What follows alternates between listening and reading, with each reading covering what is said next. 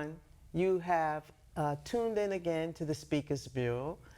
This is called the St. Lucie County Public School Speakers Bureau. And we've been doing this for many, many years. Started out going into the schools, and now we actually have a program that we air out into the community. This program is meant to inspire, encourage, and motivate you, our students, but also our community, to understand that you really can accomplish your dreams. Though that thing that you really want to do, you can do it. And so we have people come on the program and they share their story so that we all can understand that we all go through challenges, and we all are able to make the right decisions, and this is how you propel yourself to move on in life. So today we have Mr. Card here with us today, and Mr. Card, he is the social study educator at Port St. Lucie High School. And so we've got a lot of questions for you today, Mr. Card. We don't want to put you in the hot seat, but you know, we're just so excited to see young people making a difference. And do you mind if I share your age?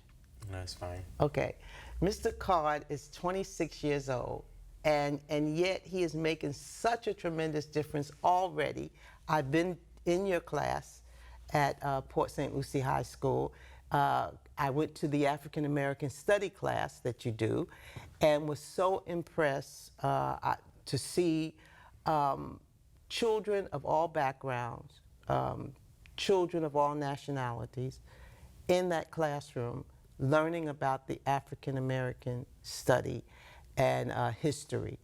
And the great things, and they were like college students. You had high school students of, I think it was what, all grades? Yeah, 9 level? through 12. 9 through 12 in this class. And they all were like college students. I mean, they were feeding back and forth with you, and they were so involved in what you guys were doing. So give us a little background of who you are, why you chose the field that you've chosen, and know that we really do appreciate you coming back or coming here. I don't know where you come from yet, so I just want to hear your story a little bit. Okay. My name is Jhanez Card. I'm 26 years old. I'm from Detroit, Michigan. Okay. I became a teacher because I started in ESE, so I was like a paraprofessional at first, and I worked in the autistic room with ASD, and it showed me that I really did love working with, you know, making the impossible happen. Okay, so this was in Detroit? No, this was here. Oh, so when you got here? When I got here. So I graduated from Bethune-Cookman University, and then I just had lots of friends that lived here, and I was like, okay, well, I guess I'll just move here and start a new page in life. Great. We're so glad to have you. Thank you. So I started in the ASD room, and that was tough. Okay. But it was fun. ASD, let our audience know what that stands for. Oh, ASD, that's the Autistic Spectrum Disorder room. Okay. So that room is full of behavioral issues and like a lot of different aspects in life. And they don't leave school till they're like the age of 22. So I have kids in there who are like 19, 20, some don't speak at all, some do speak. So it was just encouraging to help those who some will look at and say, oh, you can't talk, but they can count though, or they can do this and they can do that. And it was great making that difference in that child's life when I was in that part of my career. And then my second year in education, they moved me up to teacher, and I became a social studies teacher and taught world history. So I was a sophomore teacher, so it just happened to be fate just met with me, and my class that I started school with, I ended up teaching. So class of 2023, that's a shout out to you guys. I started with them, and they were awesome, even through the pandemic, just working with me. It was my first year teaching.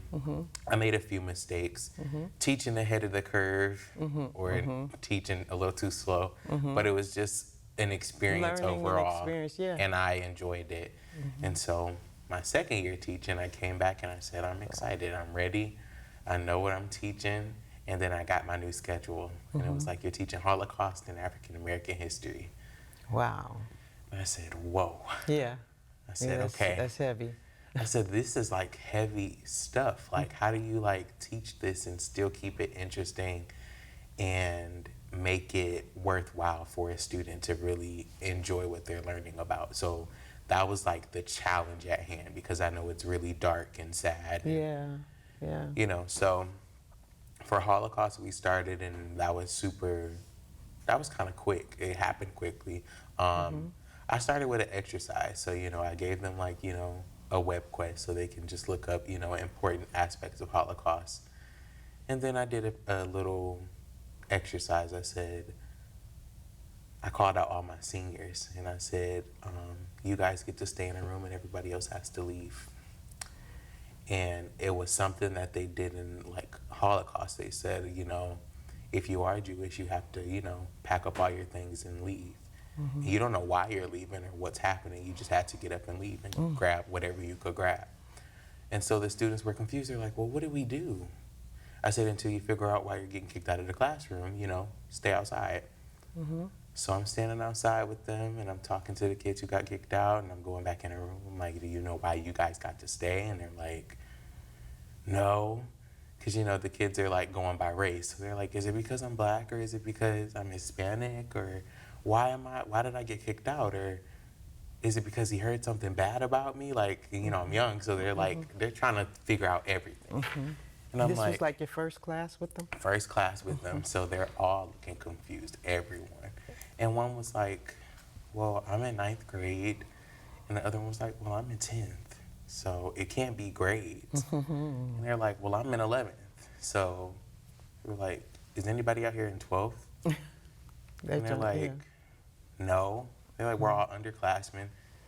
And then I went in the room and I was like, do y'all know where y'all got to stay? And they didn't know who were seniors in the class. So they were like, well, so the seniors couldn't figure out why they got to stay. So my next senior class, for my second time teaching it, I did seniors get out and everybody else stay.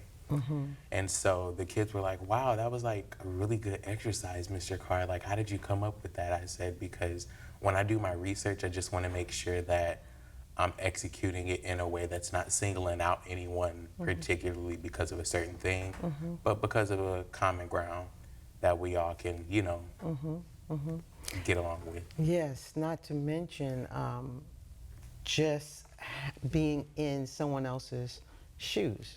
Yes. Experiencing just a teeny bit of what might have happened, getting past just the intellect of it all, but the emotion of it all, you know, being able to really see yourself or your loved ones, something like that happening, and how that really helps people to be able to be in someone else's shoes. Yes, so they learned quickly. They were like, wow, Yeah, like, that so was a good that exercise. just quickened that quickened everything, and then they were like, on their P's and Q's, they're like, okay, well, now I'm kind of interested, because I never would have thought anything like this would happen to me. I'm like, it can happen to anybody. Anyone. So, anyone. yeah. Yeah, I often like to help people understand the importance of what others went through, Holocaust, the African American history, by saying to people, it's like as if your child was walking down the street and a car just came and grabbed them, like what happens, people are abducted. And took them to a strange country, which happens even today. People missing, never found again. How did that make you feel if it was your child? How would that make you feel if it was you? You know, and that helps people be able to relate. Think on a different people. level. Because, you know, they say it would never happen to me, or that would never happen to me. Right. And I always tell people, be careful with the never word. Yeah. Because every time you say something will never happen, it always happens in a way that you have to end up facing that And what do you hardship do? that you And said what do you you do never. at that time? You're right. So, give us a little bit about your childhood background and what caused you to go in the path that you have gone in. Childhood background.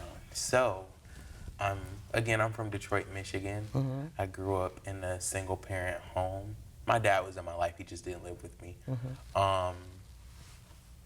Mom was awesome. She worked super hard, but then she got sick. So dealing with that was tough, like super tough. So I had to mature and grow up faster than I was supposed to. So by the age of 7, my mom had my little brother, and he was like a super preemie. He came out like at 6 months or 4 months or something like that. So he was in the hospital for like 2 months after he was born. She was sick really bad. But then she got like really sick after that. So she would get sick like every month, and she would like vomit. It was just horrible. So I had to take care of her. What was she was she diagnosed with? No, it was just like, that time of the month, but hers was okay. like worse than others. Okay. So she would just vomit, and she's a diabetic type 1. I'm type 1 diabetic. Okay. Okay. So yeah. all of these things are like playing into the game as well. So now at 12, I got diagnosed with diabetes. She was crying. I'm just like, it's okay, we'll handle it. And she's just like, how are you so calm? She's like, when I was 12 and this happened to me, I was not this calm. And I said, well, things happen. We just have to handle it the best we can. And I said, and if it's handleable, we can handle it. And if not, then we give it to somebody else. So working through that, like dealing with her being like super sick all the time. Middle school came. Music was my go-to. So I sang like all my life. She never knew I could sing. Really? No, I'm a singer. she didn't know I could sing because Music is so powerful. It is. Yeah. She would never know I could sing. Nobody knew I could sing except my granddad. He was just like, you gotta let people hear your voice, man. Like, I'm like, no, granddad, you're the only person I'm singing for. Yeah. Everybody else. So did you grow up in the church or no? Because that Yes gives a and lot of no. people exposure. So my dad is a pastor. My mom is, just a regular person, and that's okay. But she just encouraged me to listen to music too. Like when I would get in trouble and get my TV taken, music, I would go to the radio. I listened to a lot of Disney music. I listened to a lot of jazz, R&B, gospel, like anything that sound good, I'm listening to it. So I listen to everything, literally. And so music was my go-to when things did not feel right, did not seem right. I would go, I'll sing something, and then I'll feel a little better. And then I'll go handle my fears or conquer what I need to conquer. Great. So you went to college here in Florida. Yes. So high school, I went to Detroit School of Arts. That's the school that the late singer Aaliyah went to. And I went to that high school, and it introduced me to like choral music and all of those things. And I met this phenomenal woman named Cheryl Valentine, and she helped all of us get scholarships to go to college. So we had over like $500,000 in scholarships to go to schools because of all the recon she did to get colleges to come to our high school, listen to us audition, and get us a spot in somebody's chorus in college. So I auditioned for Bethune-Cookman University, and I was, oh my gosh, it was a mess. I was nervous because we had to do it over like Skype. And we're like trying to read music over Skype, and it's just like, oh my gosh, it's just so, like, why are we doing this? Like, why aren't they here? And we all got scholarships, me and 7 other friends, so we all came down here together. Great. So this woman made a tremendous difference in your life, Very in the much life so. of you and others. And so she made a major part in influencing you to continue in your education. Did you always know that you would continue your education, or like go on to college, or? Well, I was the first generation of high school graduate, first generation of college graduate. So I was just kind of breaking barriers that I'm all about proving people wrong. So if I can do something to make a difference in somebody's life, and especially in somebody's life who people see nothing good happening for them, Yes. I think that that's like the most, that's like the best way I can put it. Like I just feel like that's my gift. That's like the example. Yeah. bringing out the best out of the people who Being the best example you can be. most definitely. Do you have brothers and sisters? Yes, lots of them. Well, how many? I have, well, I'm the oldest boy. Okay. Then I have Vernon, who's 22 this year. He'll be 22 this year. I have Michael, who will be 19. Reggie, who is 19. Makayla, who is 13. Okay. That's 5 so far. Count That's it. 5. Hold on. Here we go. Then you got Leonard, who is 9. Jordan, who is 7. And Jariah, who is 4 or 5. One of the two. We got a 22-year gap with me and Jariah. And so you're the oldest. I'm the oldest boy. Then I have an older sister named Leslie, and she's in medical school now. Okay. So, Are all of these children you named in they're the not same? all mom, no. Okay. So, Okay. 2 mom, the rest are dad. Yeah. Okay. Yeah, because my husband's mother had 12. And yeah, and it all came from the same woman. So I just wanted to make sure that No, was clarified. she had, yeah. Okay, so you had all these siblings. You got all these We're children. all musically inclined in some way, shape, or form. Okay. Reggie draws, though. He can't sing or dance, but he can definitely draws. draw. Wow. All my other siblings, like on my dad's side, and Leslie sings. And then all my siblings on my dad's side, they all sing or dance or instrument based. Okay. Have you gotten married yet? Not Not married yet. yet. So you're a single guy. He's a single Single guy guy. out there. Yep. Yep. Educated too at that. Most definitely. So do you have a young lady at this time in your life? No, just, Okay, you know, we just wanted to I'm trying clarify to that, get, so I'm she's just not trying to looking get and saying, "No, everything. she didn't." Oh, no, you're good. I'm just trying to get my life together as far as like my certifications and things like that. So right now I'm just teaching, but I'm a long-term sub. But I do it because I love the kids. I'm not doing it for, you know, the money or for anything like that. It's because I really do care about the students and making a difference in their lives. And why I could see stay. that. I could see that very much so with the kids that you're working with. Is there anything else you want to share about your African American or Black History class? Do your research. Look things up. Be a sponge, because it's a lot of information out there that is not being told. Even in just like Florida, like when I've seen like all the different historical things that happened in Florida, like the Ocoee massacre and the Rosewood massacre, like people are now getting aware of the Rosewood massacre. People still don't know about the Ocoee massacre and what was happening in Ocoee, or the Axe Handle Saturday in Jacksonville. Like it's like a whole bunch of different scenarios and things that have happened. And that's just in Florida. We're not talking about like all 50 states. It's a story in every state, I'm sure. And as so many of my Jewish friends say, we need to remember what happened so that it doesn't happen again. You know, And so we need to know what happened, because if it happened then, it could happen now if people are not in place But not to make even sure. just what happened, but how it happened.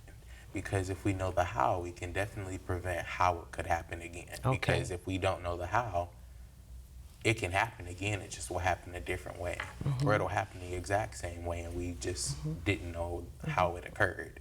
So Right. now it's happening again and we're like, well, how did we let this happen again?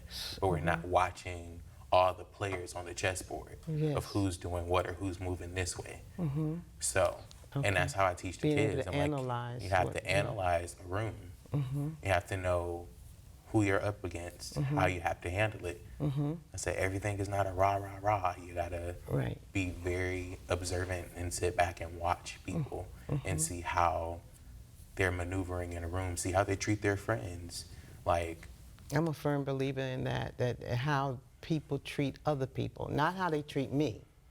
Because in my position, I'm going to most likely get the positive, the best of the person. But how are they treating others? most How are definitely. others being treated? And that is my measurement of a person, you know, how they treat others, not me. And a lot of times we just, oh, if they treat me good, you know, everybody else is safe and everything's wonderful. Rah, rah, as you said. And I tell But it's people, not. people choose their battles wisely. Like I said, I have lots of people who will treat me like super nice, and I've seen them treat other people like trash. Yes.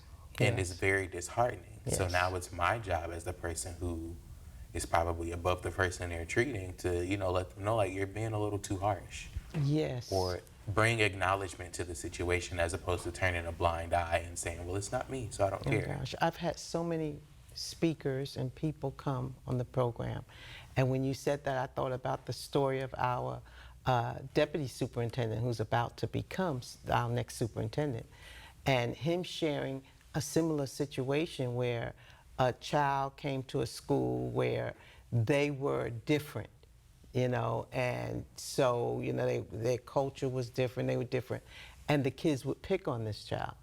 And how important he learned a lesson, how important that, and even to the point where they took the child's bike and threw it over a bridge or whatever. And he went and got that bike and took it to that child's home and gave it back to that child. And he learned a valuable lesson that he had to speak up for people who were being mistreated.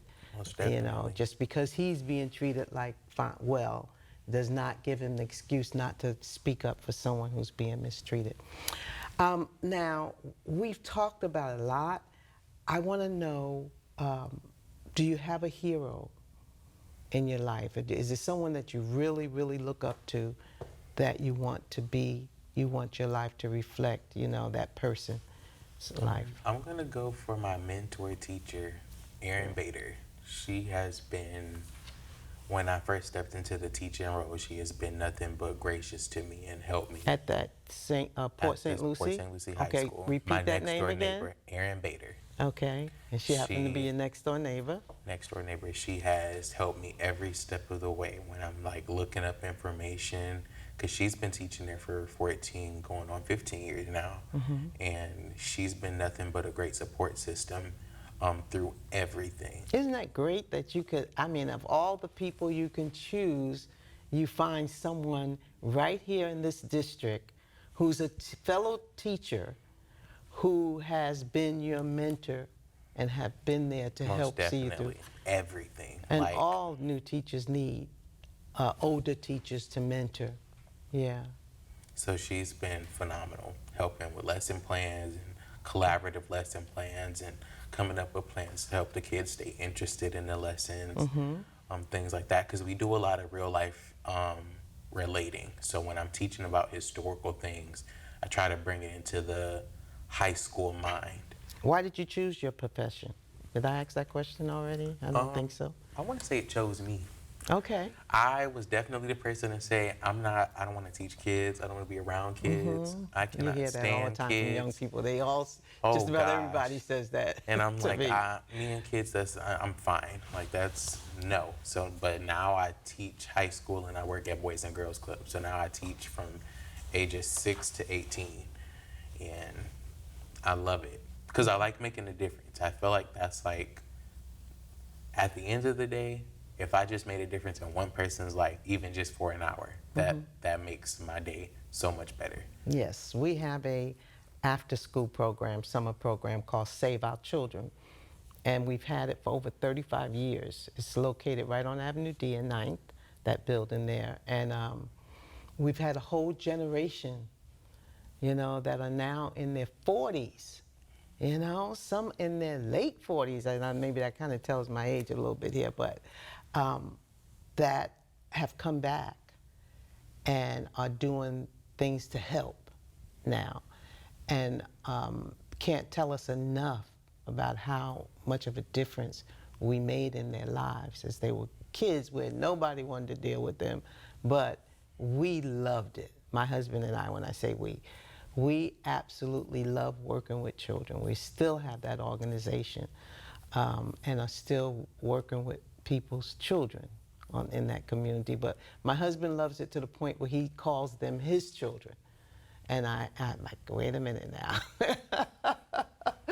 I used to say that, but that's now I'm me like, in the classroom. yeah, Like, they're the your kids, children? they are my kids.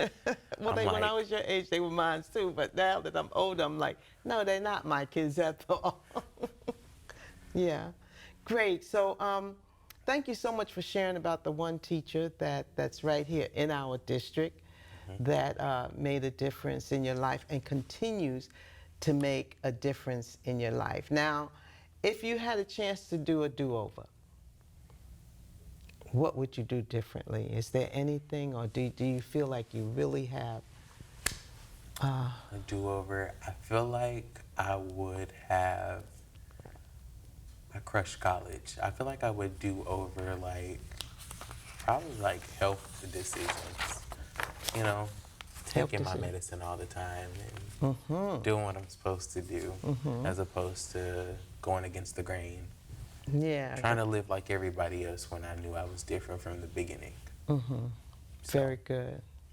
That's powerful all by itself, because I know there are young people out there who are going through what you went through.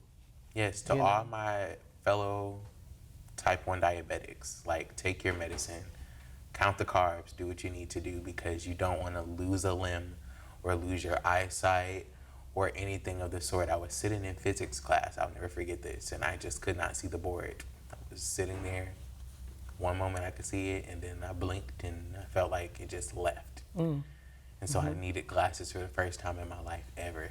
And it was because of my diabetes, because I wasn't taking my insulin and doing what I needed to do. Wow. Thank you so much for sharing that with us. Do you have any favorite books? Favorite books? I am a James Patterson fan, so I don't really have a favorite book. Okay. But his books, all of his books are phenomenal. And I like Stephen King, Okay. although he might be a devil worshiper. We won't talk about We that. won't But talk the about that. books are very genius and very creative. Yes. And we are just about out of time. I really wanted to ask you, and maybe you could say it real short, real quick. If you were president of the United States today, what would be the first thing on your agenda to do? We're going to change the salary of teachers, like, tremendously. Change the salary of teachers. I heard that. That Because was they quick. teach so much. Yes. And they get the short end of the stick Oh on my the pay gosh, grade. yeah. And if So it wasn't for teachers, we where wouldn't would have be? doctors None of us. and None lawyers of us. and everything. We'll be barbaric somewhere, you know, Literally. living under trees or something. Thank you so much for choosing you. the teacher profession, the educator profession. What would we do without you? So I want to encourage you to just keep on moving forward and don't let nothing stop you, because you've got a wonderful personality and there's a lot that you can continue to do to make a difference in the world. Thank you so much, Mr. Carr, for coming. Thank I you. appreciate it.